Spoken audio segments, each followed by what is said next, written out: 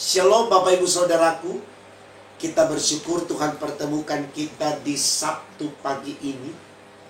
Ini anugerah besar dari Allah buat saudara dan saya.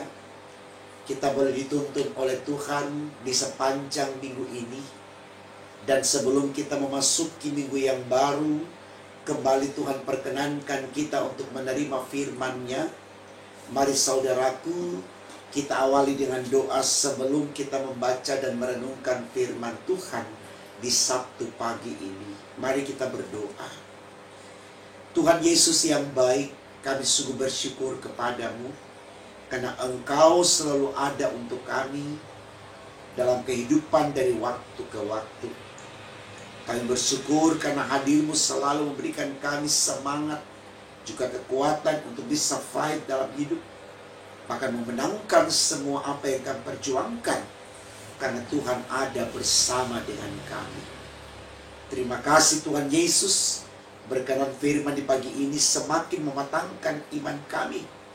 Untuk semakin percaya kepadamu. Agar dalam semuanya kami selalu menjadi anak-anak Tuhan. Di dalam seluruh realitas hidup kami. Demi untuk kemuliaan nama-Mu. Di dalam nama Tuhan Yesus kami sudah berdoa kepada Bapa di sorga. Amin.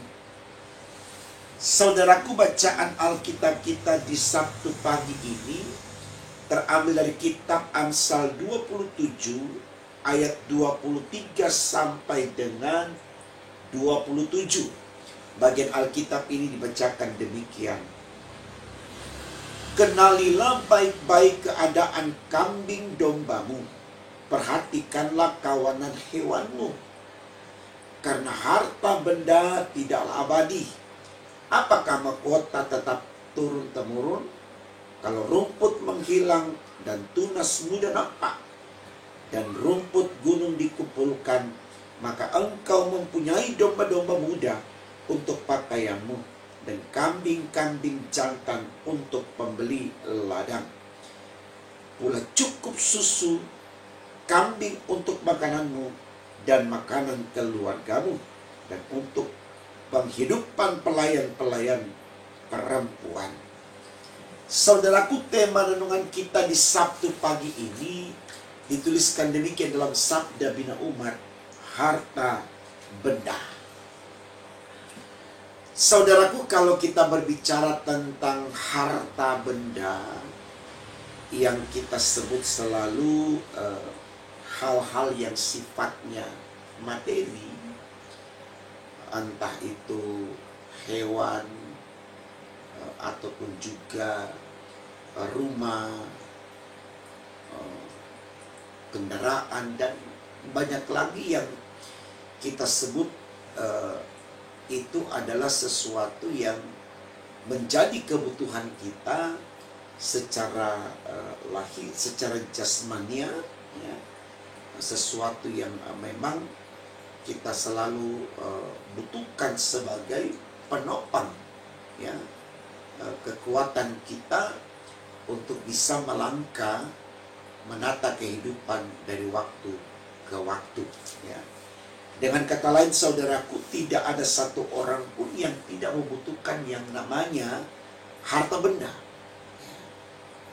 Sehingga untuk alasan inilah tidak sedikit kemudian orang hanya mau bekerja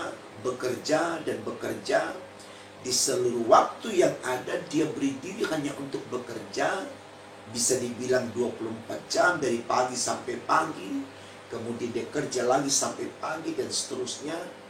Dia enggan untuk berhenti, ya, kan dia takut tidak mendapatkan uang untuk bisa memenuhi kebutuhannya, ya, seperti hal-hal yang sifatnya benda. Nah, ini yang kemudian saudaraku yang dimengerti oleh banyak orang, termasuk saya dan Bapak Ibu, bahwa kita semua sangat membutuhkan yang namanya harta benda, ya, baik yang bergerak maupun yang tidak bergerak. Tidak ada manusia yang tidak membutuhkan. Ya, sekali lagi saya menegaskan, itulah alasan kemudian, ya,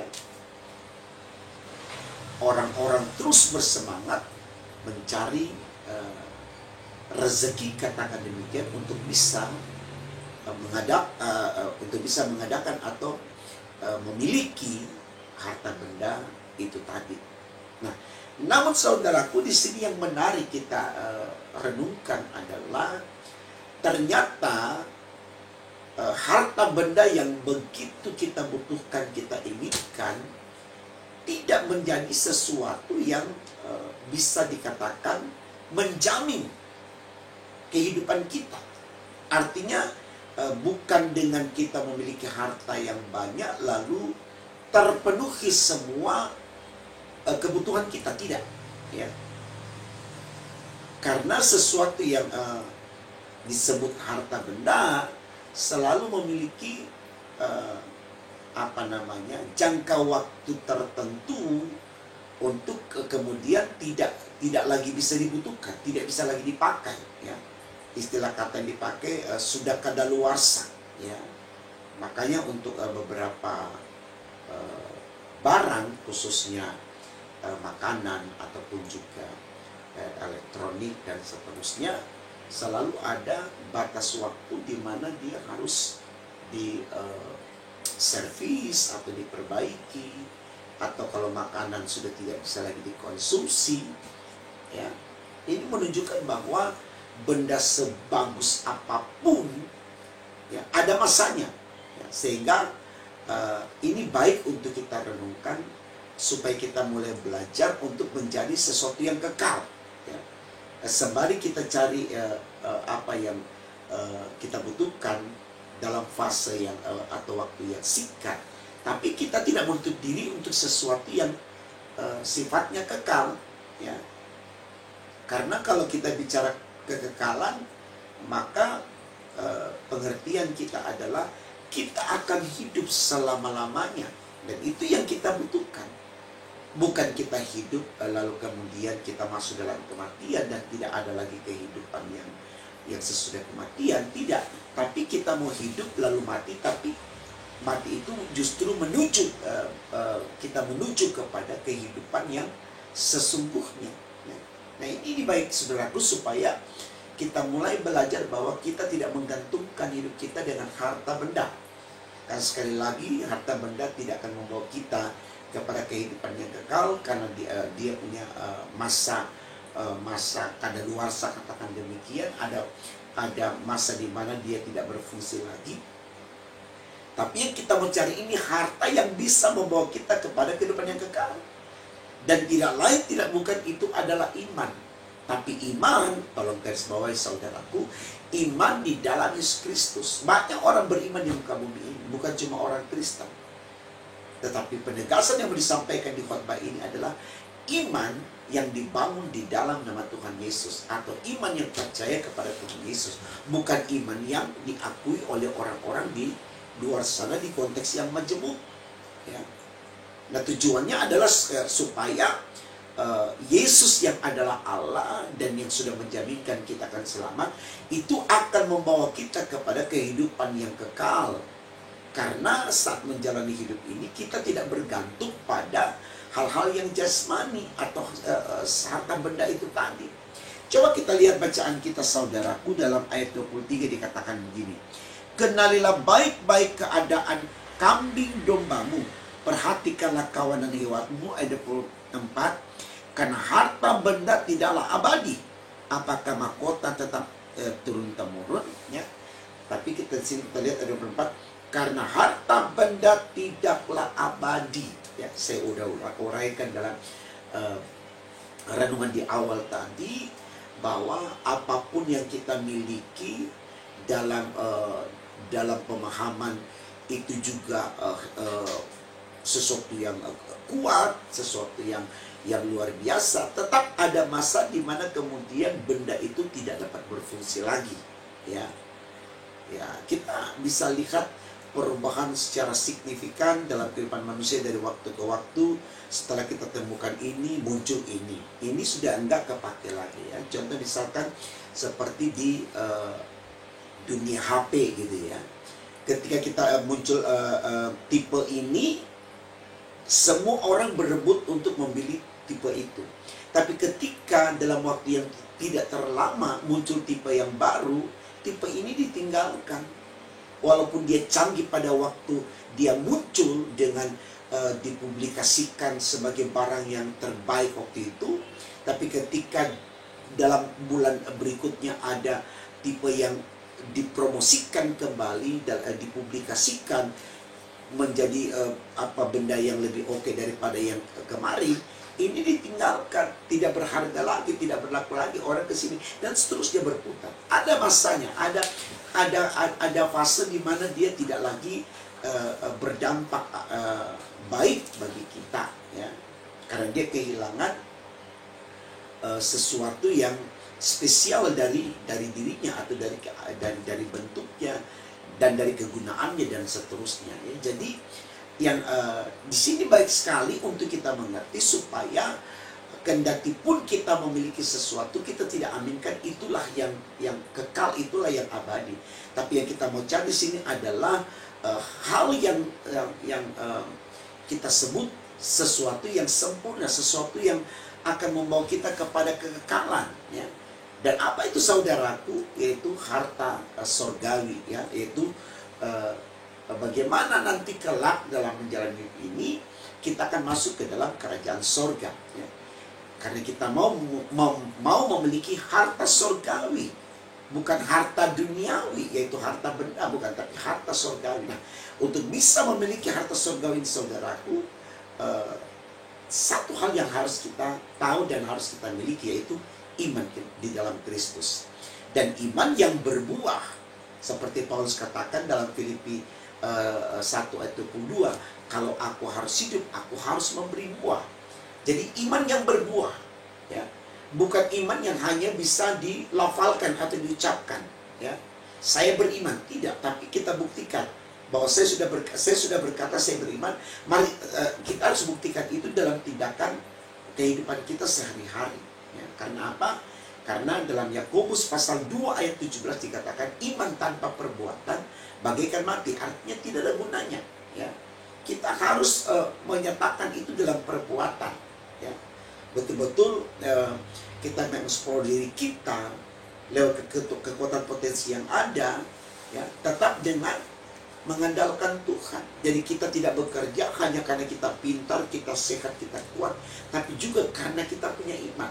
Maka apapun yang kita manage dalam konteks apapun, kalau dengan iman, saya yakin percaya saudara, kita melakukan itu bukan lagi untuk kepuasan kita, tapi untuk memuji memuliakan Allah yang sudah selamatkan kita, ya. Jadi ini baik sekali karena tidak sedikit kemudian orang saudaraku mencari sesuatu dalam hidup ini dengan berpikir bahwa ketika dia mendapatkan itu hidupnya sudah perfect, dia tidak punya masalah, bahkan dia tidak akan sakit lagi, tidak akan mati lagi, ya. Tidak demikian, saudaraku. Hal yang paling oke sekalipun katakan demikian kita miliki, ya, itu tidak akan menjawab kebahagiaan kita untuk selama-lamanya, tidak bisa menjaminkan kita tidak akan meninggal, katakan demikian, tidak. Tapi betul-betul ketika kita memiliki iman di dalam Yesus Kristus, ya, nah itulah jalan bagi kita saudaraku untuk menuju ke kehidupan yang kekal. Jadi di hari terakhir di minggu ini, mari kita merefleksikan kehidupan kita seperti yang Tuhan inginkan. Artinya kejarlah untuk kita miliki apa yang namanya harta benda, karena secara jasmani, manusiawi kita membutuhkan itu. Tetapi jangan kita hanya fokus akan hal itu, karena itu tidak menjamin keselamatan kita, tapi iman. Sehingga sembari kita mengejar itu, kita terus bangun hubungan yang dekat dengan Allah.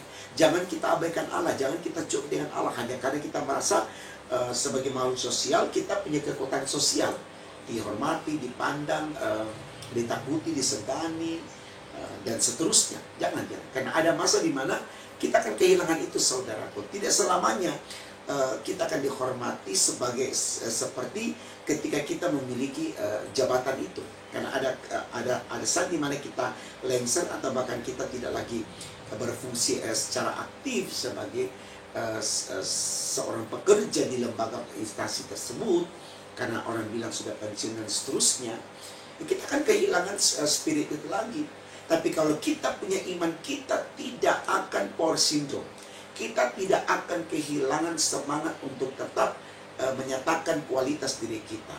Ya, karena iman ini akan memampukan kita untuk tidak hanya berpikir bagaimana kita mendapatkan jabatan, bagaimana kita mendapatkan ketenaran, bagaimana kita mendapatkan harta, tidak. Tapi bagaimana kita juga mau mendapatkan sorga. Jadi, ini baik sekali saudaraku untuk kita renungkan, supaya kita mulai belajar bagaimana kita membangun semangat kita, bukan hanya untuk mengejar materi, mengumpulkan harta benda, tapi juga membangun iman kita supaya kita bisa sampai kepada sorga. Semangat untuk ini saudara. Percaya, ketika kita sertakan Tuhan, tidak ada yang tidak mungkin dalam Tuhan. Karena Tuhan sudah bilang, carilah dahulu kerajaan Allah dan kebenarannya, maka semuanya akan ditambahkan kepadamu. Injil Matius pasal 6 ayat 33. Semangat dan semangat dan semangat, percaya Tuhan beserta dengan kita. Amin. Mari kita berdoa. Tuhan Yesus, terima kasih Engkau sungguh berkati kami di hari ini. Berkenan sebelum kami meninggalkan minggu ini dan ada di minggu yang baru, kami diperlengkapi oleh-Mu menjadi orang-orang berhikmat, akal budi, beriman demi untuk kemuliaan Tuhan. Terima kasih Tuhan, pimpin kami dalam berakhir pekan dengan keluarga, dengan kerabat kami, agar ketika kami ada di hari Minggu besok, kami ada kesediaan untuk beribadah, baik tatap muka maupun video streaming. Kami nikmati semuanya dengan penuh sukacita dalam Yesus Kristus. Ini doa kami Tuhan, sempurnakan dan kabulkan karena kami berdoa hanya dalam nama Tuhan Yesus kami yang hidup, Immanuel, haleluya, amin.